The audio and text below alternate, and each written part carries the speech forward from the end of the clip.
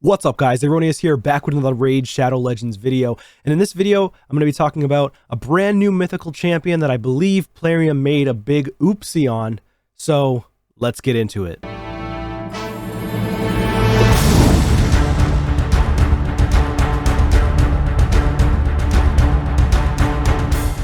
Alright guys, so in terms of the new mythical champion that I noticed since this patch release, so I think Plarium might have made a big mistake, or maybe they didn't make a mistake at all. But if you go here to Bannerlords, you can see there's a brand new mythical champion to the Bannerlords faction.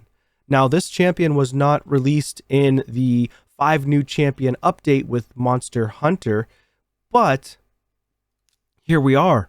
Androck the Glorious. He is in the game. Was this a mistake? This could have been a mistake. An accidental mistake on the dev side and accidentally putting them in game with the 5 new champions for the Monster Hunter game that they are partnered with. So I'm wondering if this was a little bit of a mistake where they accidentally inserted this guy into the game, because I don't see anything on him. I do see him in game right here. Let's go over his kit. So first we've got the A1, attacks one enemy. Places a 60% increased defense buff on all allies for 1 turn. Not bad. That's actually very strong for an A1.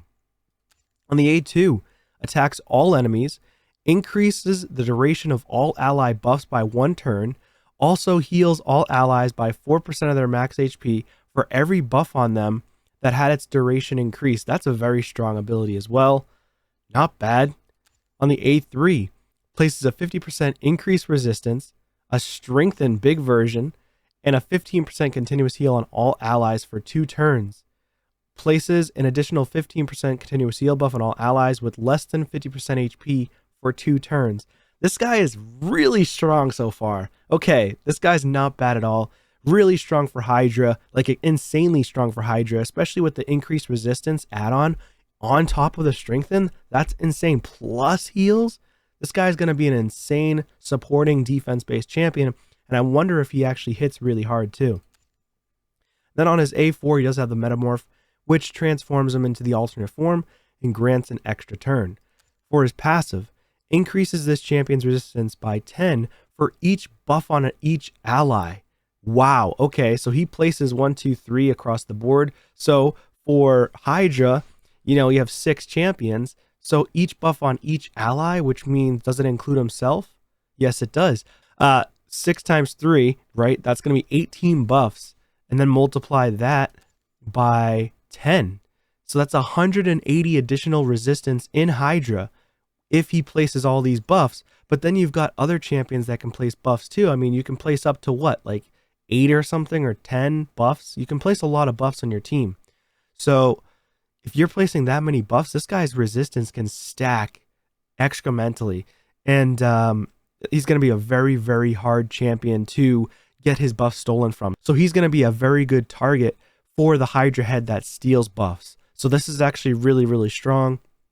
And then he's going to help your team from the Hydra head that steals buffs in case like one of your team members die. And then the Hydra head starts to switch over to other champions. But I would recommend making this guy the Hydra head tank, basically.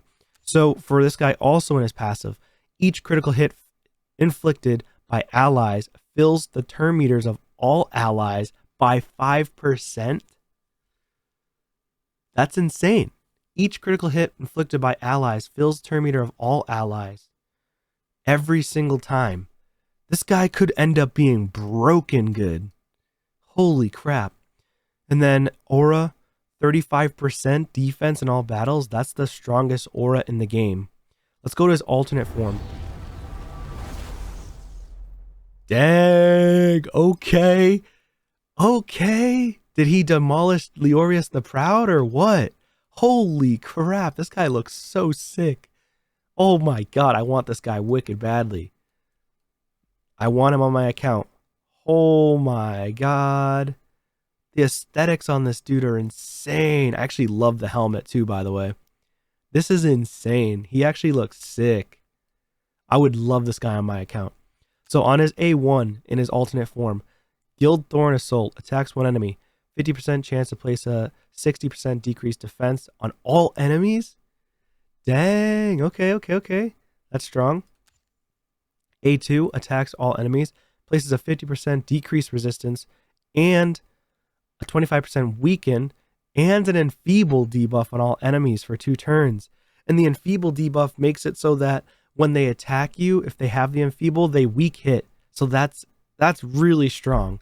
If enemies have 50% HP or less, the enfeeble debuff cannot be removed. Wow, he could be a crazy tank on defense and arena as well.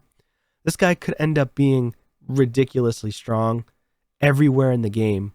Holy crap, I'm loving this dude's kit. On the A3, removes all buffs from all enemies, deals pure damage to each enemy equal to 5% of the target's max HP for each buff removed. Holy crap. So you could do 15% pure damage to the target's max HP, and this damage cannot be critical. So the more buffs they have, the better. So you're going to want to build this guy with accuracy.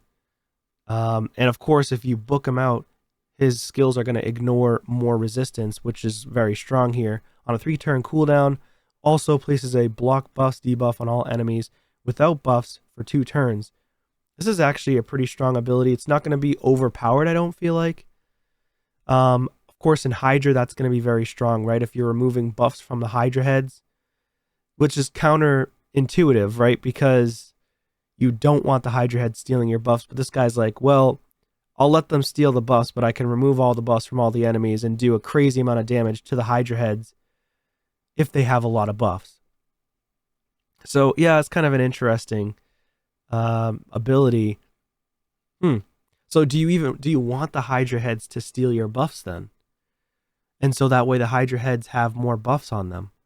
And then you just do crazy damage to their max HP. For each buff removed, you're going to do an additional 5% of the target's max HP. So yeah, this could be an interesting skill. I'm wondering how this is going to work. Roar of the Kitharus. Interesting ability. And then on this ability is just a metamorph back to the other form. And for Lionheart, increases this champion's accuracy by 10 for each buff on each enemy. So he could be very, very strong every area of the game where they're placing buffs. So Hydra, they're stealing your buffs. Arena, he's going to be really strong, it seems like, because he's going to have more accuracy. So he's very, very strong, I think.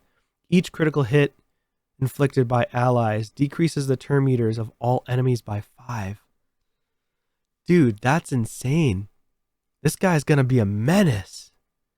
And he looks so freaking cool. This guy is going to be an absolute menace. Everybody's going to want to get their hands on this guy, I feel like. And he has a defense in all battles aura here as well. Still, of course, it's on one form. I'm assuming it's going to be on both. All right, so really cool champion. I like this guy a lot. I think he's going to be a very, very good add-on to the game. And let me know what your thoughts and comments are down below. Do you think this is a big oopsie? I feel like they didn't mean to bring this guy in so soon. They usually will inform us about a mythical dropping or have some type of message come out with like a, a patch or whatever.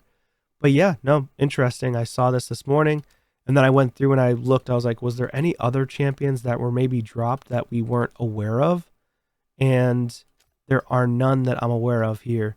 So if you guys do see any other champions, let me know in the comments down below. But I personally didn't see any additional champions. That's from a fusion. Okay, so yeah, I don't see any other champions. Yeah, no, interesting add-on to the game. Very excited to see what that guy can do. I want to see the test server from other people. I don't have access to the test server yet, but you can help me get access to the test server by subscribing to the channel. Leave a fat like on the video if you did like it, and that would help me so much. Thanks again for watching. Take care.